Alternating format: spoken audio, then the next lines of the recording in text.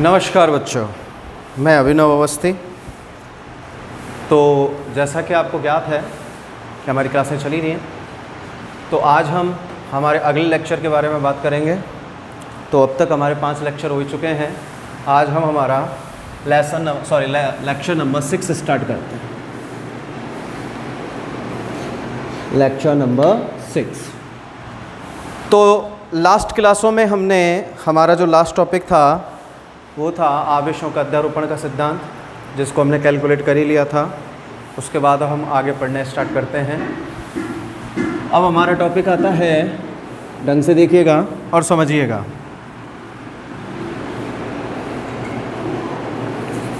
विद्युत क्षेत्र।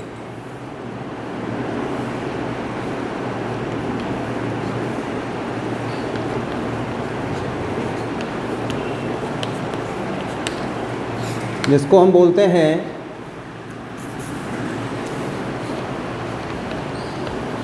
Electric field.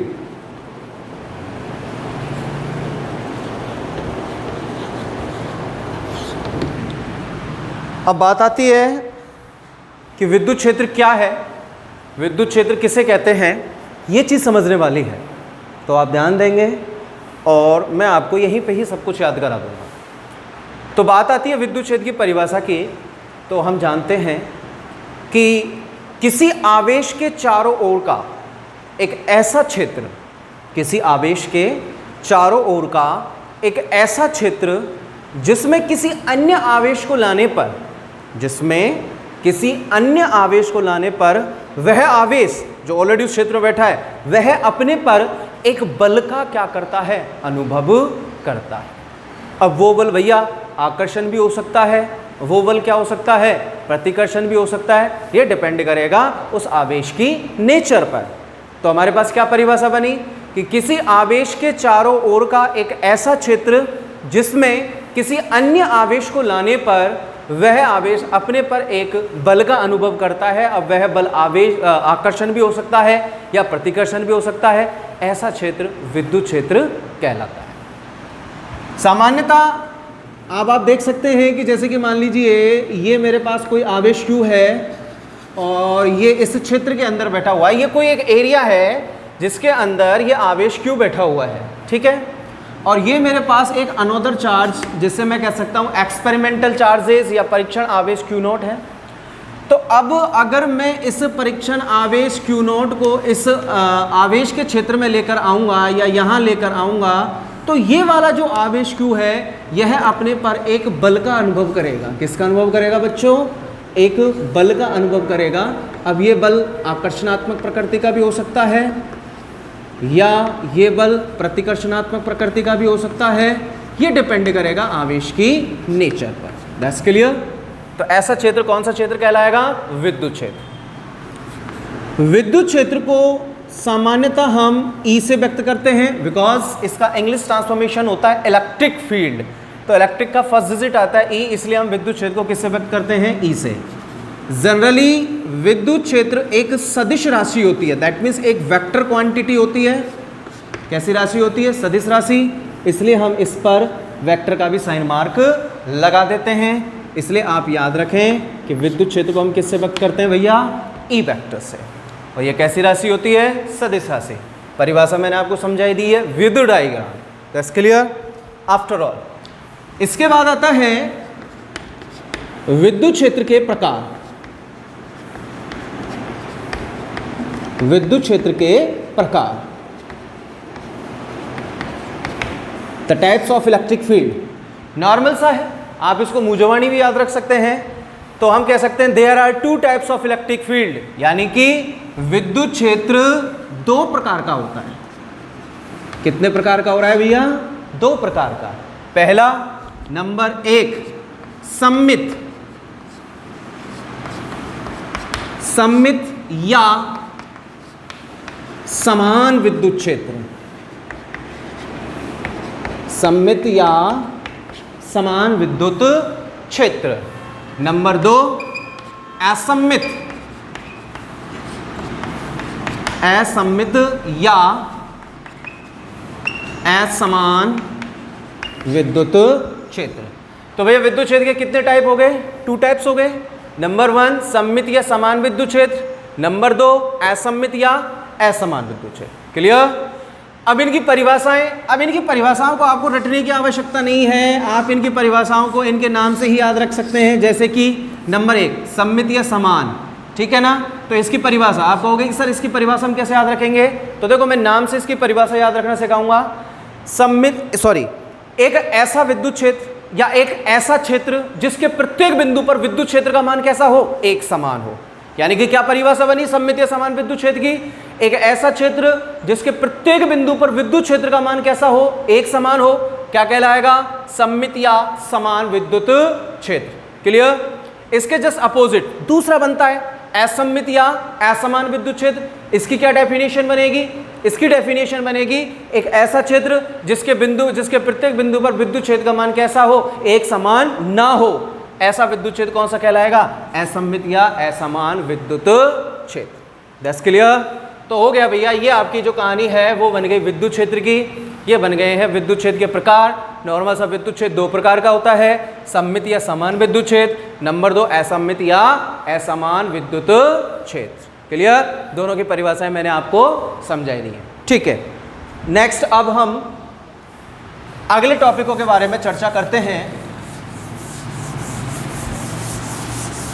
तो आप देखिए नेक्स्ट टॉपिक हमारे पास क्या बन के आता है, ध्यान देंगे और समझेंगे। अगला टॉपिक आता है हमारे पास विद्युत क्षेत्र की तीव्रता, यानी कि इंटेंसिटी ऑफ इलेक्ट्रिक फील्ड। विद्युत क्षेत्र की तीव्रता क्या होती है, बात यह है समझने वाली। तो अगर हम बात करें विद्युत क्षेत्र की तीव्रता की, तो हमारे पास क्या परिभाषा बनती है? तो पहले इसको ढंग से सुनिएगा, फिर मैं इसको समझाऊंगा। ठीक है? तो विद्युत क्षेत्र की परिभाषा के बारे में जब हम पढ़ते हैं तो हमारे पास परिभाषा निकल कर आती है कि विद्युत क्षेत्र में स्थित किसी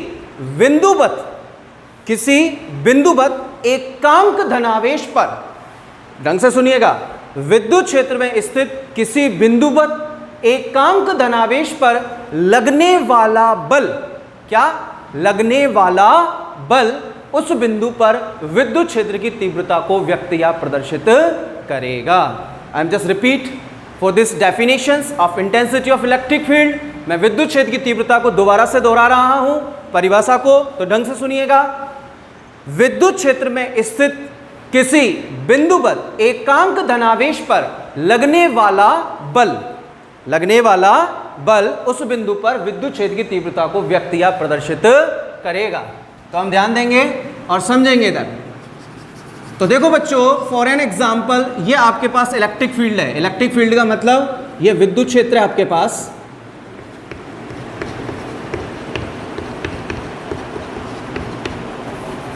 ये विद्युत क्षेत्र हो गया।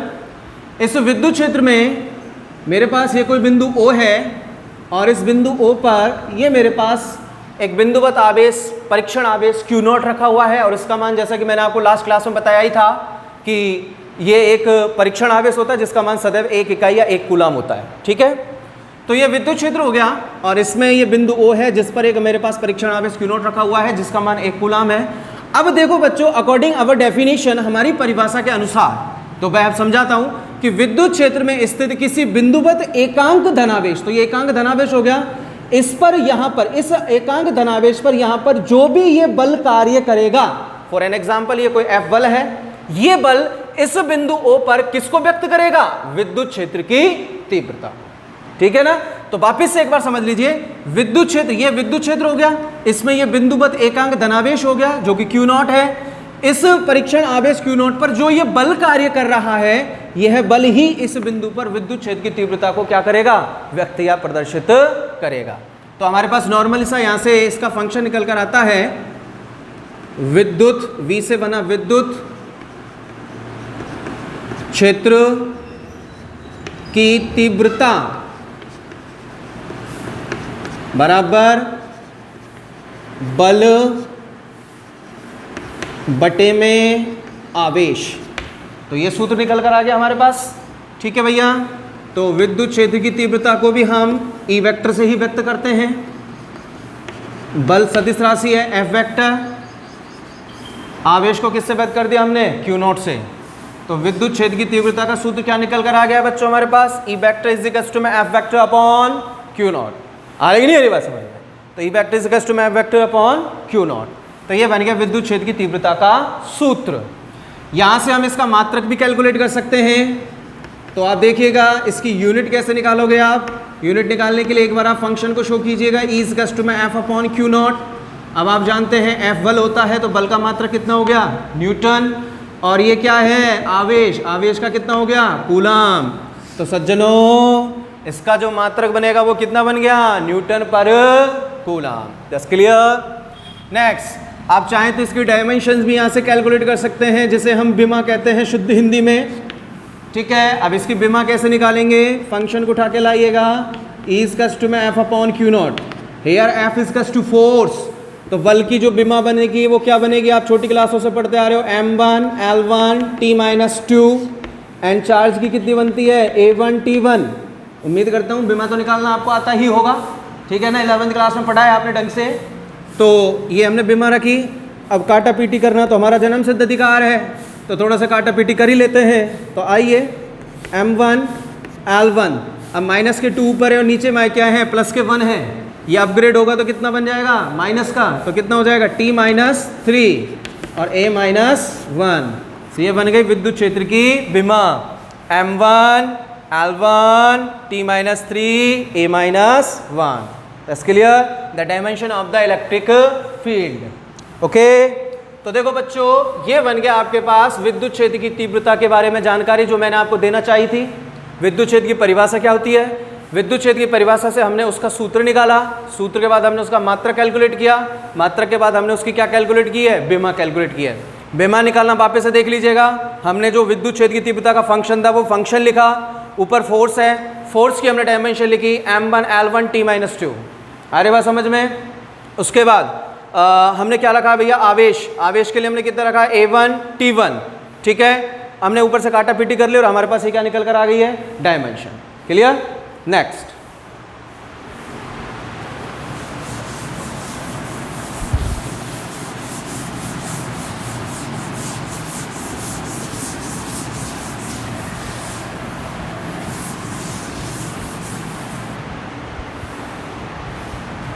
अगला टॉपिक आता है हमारे पास, किसी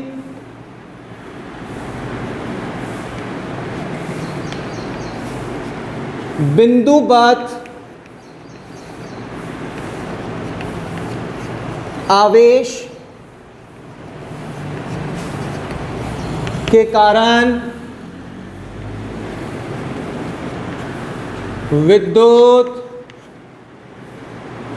क्षेत्र की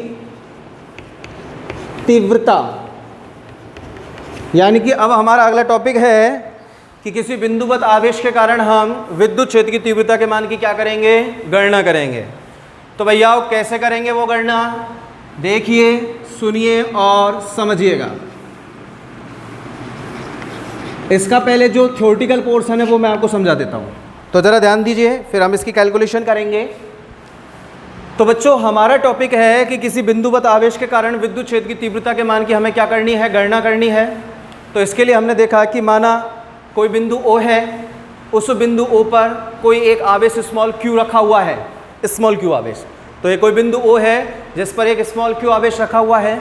इस बिंदु O से स्मॉल r डिस्टेंस पर, कितनी डिस्टेंस पर, r डिस्टेंस पर, ढंग से सुनिएगा थ्योरी को। इस बिंदु O से स्मॉल r डिस्टेंस पर एक कोई बिंदु P उपस्थित है जिस पर हम विद्युत क्षेत्र की तीव्रता के मान की क्या करेंगे, गणना करेंगे। ठीक है, तो जरा ध्यान दीजिए बच्चों, ये मेरे पास पॉइंट O है, इस पॉइंट O पर ये मेरे पास कोई भी एक चार्ज Q रखा हुआ है। अब इस बिंदु O से स्मॉल r डिस्टेंस पर यहाँ पर ये कोई पॉइंट P रखा हुआ है जहाँ पर मुझे विद्युत क्षेत्र की तीव्रता के मान की क्या करनी है, गणना। तो ये बिंदुवत आवेश ही तो हो गया। इस बिंदुवत आवेश के कारण हम क्या कर रहे हैं, विद्युत क्षेत्र की तीव्रता के मान की गणना कर रहे हैं। आ रही बात समझ में? तो जरा ध्यान दीजिए, अब कैसे करेंगे वो चीज समझने वाली है। तो थोड़ा ढंग से देखें, ढंग से समझें और ढंग से सुने। तो देखिए भाई, ये मेरे पास पॉइंट O था, पॉइंट O पर ये मेरे पास Q चार्ज रखा हुआ है। इस पॉइंट O से स्मॉल r डिस्टेंस पर ये कोई पॉइंट P हो गया, जहां पर मुझे विद्युत क्षेत्र की तीव्रता ज्ञात करनी है। अब इस पॉइंट P पर विद्युत क्षेत्र की तीव्रता को निकालने के लिए मैं पॉइंट P पर एक्सपेरिमेंटल चार्जेस Q0 को उपस्थित मान लेता हूं। मैंने माना कि यहां पर परीक्षण आवेश Q0 उपस्थित है, ठीक है। तो जरा ध्यान दीजिए, अब हम इसको सिद्ध कर रहे हैं। वो ही हमारी चित परिचित लाइन वी नो दैट, यानी कि हम जानते हैं। क्या जानते हैं हमने जस्ट अभी विद्युत क्षेत्र की तीव्रता का सूत्र पढ़ा है और वो व्यंजक निकल कर आता है E = में F/Q0। ओके, अब हम इन दोनों आवेशों के मध्य जो ये F कूलाम बल कार्य कर रहा है इसका मान निकालेंगे। तो जरा ध्यान दीजिए, साइड में हम थोड़ी सी चर्चा करते हैं। तो कूलाम के नियम से, कूलाम के नियम से ध्यान दें बच्चों, कूलाम का नियम कहता है F = में K Q1 Q2/r²। यही होता है ना कूलाम का नियम। अब आप इस सिचुएशन का यहाँ से कंपेयर कराएंगे तो Q1 प्रथम चार्ज है, यहाँ पर प्रथम चार्ज कितना दे रखा है, Q। तो Q1 की जगह पर हम क्या रखेंगे, Q। सेकंड चार्ज Q2 बराबर आपको कितना दे रखा है, Q0। और जो दूरी r है वो तो r ही है, तो इसको तो लिखने की जरूरत, सॉरी यहाँ पर शो करने की कोई जरूरत है नहीं, डायरेक्टली हम मान रखेंगे। तो देखो बेटा, फोर्स F = में कूलाम कांस्टेंट कितना हो गया, K। Q1 की जगह पर हमने रखा Q, Q2 की जगह पर हमने रखा Q0 और डिवाइड बाई कितना हो गया, r²। तो इस स्थिति में इस आवेश Q और Q0 इन दोनों के मध्य जो ये F बल कार्य कर रहा था उसका व्यंजक हमारे पास ये निकल कर आ गया। इस व्यंजक F का मान, इस F का मान हम यहाँ पर रखेंगे इस समीकरण में। तो E = में F की जगह पर मैंने रखा है K Q0/r²। F का मान रख दिया और बटे में कौन बैठा है, Q0। Q0 से क्या कैंसिल हो गया, Q0। क्या वैल्यू निकल कर आएगी बच्चों आपके पास, E = में KQ/r²। ठीक है ना। तो ये आ गई बिंदुवत आवेश के कारण विद्युत क्षेत्र की तीव्रता की गणना, जिसका हमने पूरी जो टोटल कैलकुलेशन यहाँ पर की है। तो किसी बिंदुवत आवेश के कारण जो विद्युत क्षेत्र की तीव्रता का जो व्यंजक आ रहा है, पर्टिकुलर एक बिंदुवत आवेश कारण, वो कितना निकल कर आ रहा है, ये। अब देखिए, ये स्केलर फॉर्म में है। स्केलर का मतलब अदिश रूप में है। अगर आप इसको सदिश रूप में भी लिख सकते हैं तो मैंने आपको बताया था, यहाँ पर आप हेडिंग डाल सकते हैं, सदिश रूप में आप इसको लिख सकते हैं। सदिश रूप में आप कैसे लिखेंगे भाई, वेक्टर लगाएंगे, E = में K Q/r² into unit vector के टाइप में क्या आ जाएगा, r²। चाहे तो आप इसको ऐसे लिख सकते हैं या फिर आप इसको ऐसे भी लिख सकते हैं, इसको खोल के लिख सकते हैं, बाकी कोई ज़रूरी नहीं है, लेकिन मैं आपको बता देता हूँ KQ/r³ इनटू डायरेक्टली आप यहाँ पे क्या लिख सकते हैं, r वेक्टर। अब आपको मालूम चली गया होगा, इसको मैंने खोला है r vector upon mode of r vector, mode of r vector को मैंने r मान लिया है, बेसिस इक्वल करा के मैंने जो पावर को ऐड किया तो वो कितना बन गया, r³। तो देखो बच्चों, ये आपका बन जाता है किसी भी बिंदुवत आवेश के कारण विद्युत क्षेत्र की तीव्रता की गणना, जिसका व्यंजक ये निकल कर आया है। अब थोड़ा सा हम नोटिफिकेशन पॉइंट के बारे में और चर्चा करते हैं। तो देखिए, इसके कुछ एप्लीकेशंस निकलते हैं जिसको हम नोट के रूप में हमारे पास लिखते हैं और याद रखते हैं। तो आप देखेंगे नोट, जैसे कि मेरे पास ये व्यंजक निकल कर आया है बिंदुवत आवेश कारण विद्युत क्षेत्र तीव्रता का, और वो व्यंजक क्या निकल कर आ रहा है, E = में KQ/r²। भाई यही था ना सूत्र हमारे पास, ठीक है। अब यहाँ से अगर इस मैं कांस्टेंट K को रिप्लेस कर दूं, हटा दूं, मैं इसको कांस्टेंट K को अगर मैं यहाँ से हटा दूं तो मेरे पास क्या वैल्यू बचती है, E is directly proportional Q। भाई जो विद्युत क्षेत्र तीव्रता है वो आवेश Q के तो समानुपाती है, ठीक है ना। और जो दूरी R है उसके वर्ग के कैसी हो रही है, व्युत्क्रमणपाती हो रही है। भाई यहाँ से मालूम चल रहा है कि नहीं चल रहा है आपको, कि जो अगर ये E = में KQ/r² था, यहाँ से मैंने कांस्टेंट K को क्या कर दिया, हटाया है, तो विद्युत क्षेत्र की तीव्रता आवेश Q के तो समानुपाती है, और जो दूरी का वर्ग है उसके कैसी हो रही है, व्युत्क्रमणपाती हो रही है।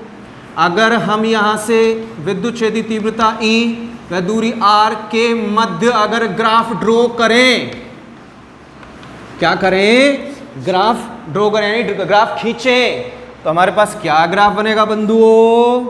तो देखो भैया हमारे पास ग्राफ बनेगा ये x एक्सिस और ये y axis, this is a main point of O। मैंने y एक्सिस के according intensity of electric field को शो किया है और x एक्सिस के अकॉर्डिंग मैंने डिस्टेंस r को लिया है। तो ये तो विद्युत क्षेत्र की तीव्रता हो गई और ये क्या हो गई, दूरी। जरा आप देखेंगे आपके पास व्यंजक चल रहा है इज इनवर्सली प्रोपोर्शनल 1/r²। तो दोनों एक दूसरे के व्यतिकरण पाती है, तो हमारे पास कर्विकल शेप प्राप्त होगी कि नहीं होगी, जो इस चीज़ का प्रमाण देगी कि विद्युत क्षेत्र की जो तीव्रता है वो दूरी r के कैसी है, व्यतिक्रमानुपाती है। तो देखो बेटा ये तो आ रहा है हमारे पास E व R के मध्य संबंध, क्लियर। और अगर आवेश के लिए निकालेंगे आप, तो आवेश के साथ अगर संबंध अगर आप कैलकुलेट कर रहे हैं तो आपके पास वैल्यू निकल कर आएगी, आप देख सकते हैं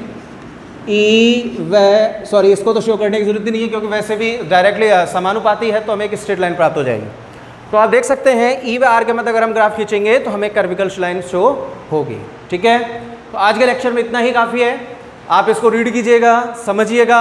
अगर फिर भी आपको कोई प्रॉब्लम्स आती है तो आप नीचे कमेंट्स में डाल दीजिएगा, हम आपको उसका सॉल्यूशन तुरंत दे देंगे। Thank you.